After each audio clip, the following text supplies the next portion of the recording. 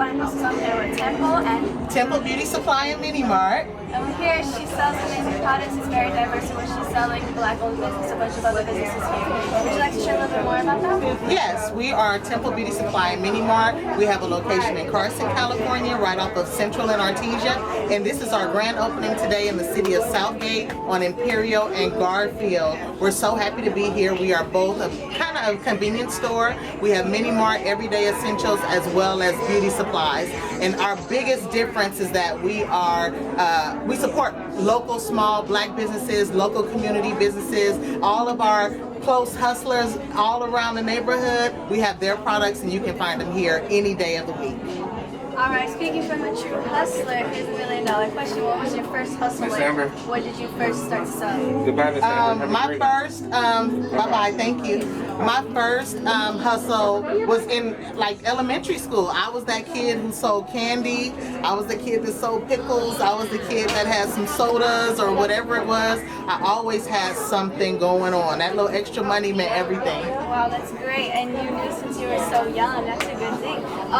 What made you realize that you wanted to help others with what you do? Because obviously you're supporting other companies and stuff like that. What made you think that you wanted to help others? Because not very many people are as selfless hustlers as you, especially in business world. Well, it was very important for me to include my friends. I started this business with a pop-up. I had my 6-foot table, I had one comb and one brush, and I was next to other people who had their table and their banner out hustling as well.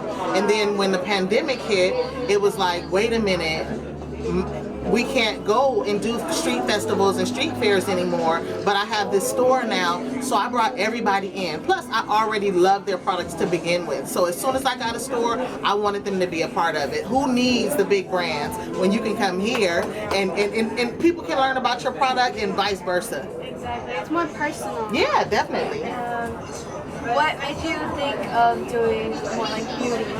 The beauty supply came from just I'm black. Hair has been everything, and I got tired of dealing with people in our communities who did not look like me, who did not share my views, who were selling products specifically for me and my community, and they didn't respect it. They didn't respect the culture. They didn't respect the neighborhood. They didn't respect the patrons. They just wanted our money. They really didn't even respect our money. They just took it.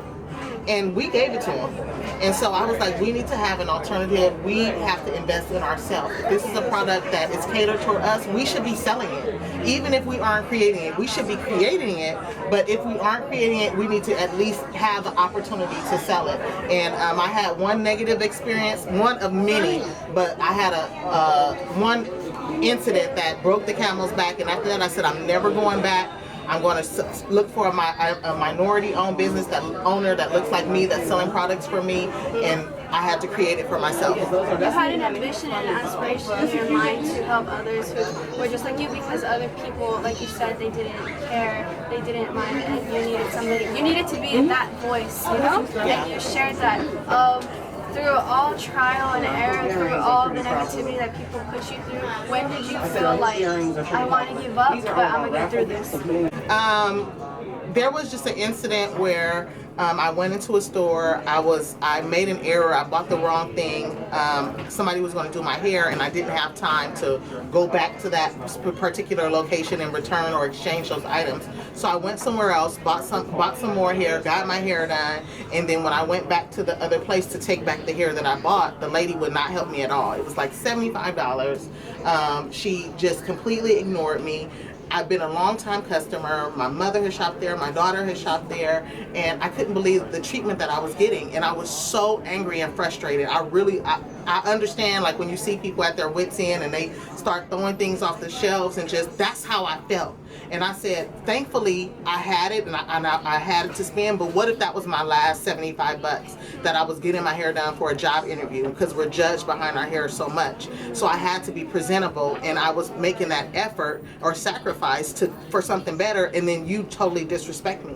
And I was in tears. I was so angry, and the lady just walked away like I wasn't even standing there. She wasn't trying to work with me at all. And that was the last straw, and I said I wouldn't go back after that. And then you built your own thing.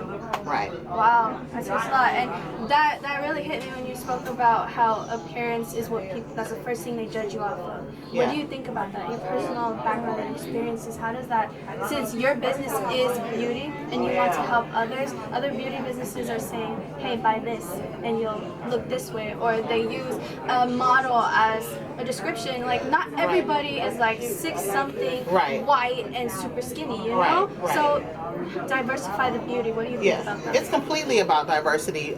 You know, just like the Latino community, the African American community is several shades. Those are 20.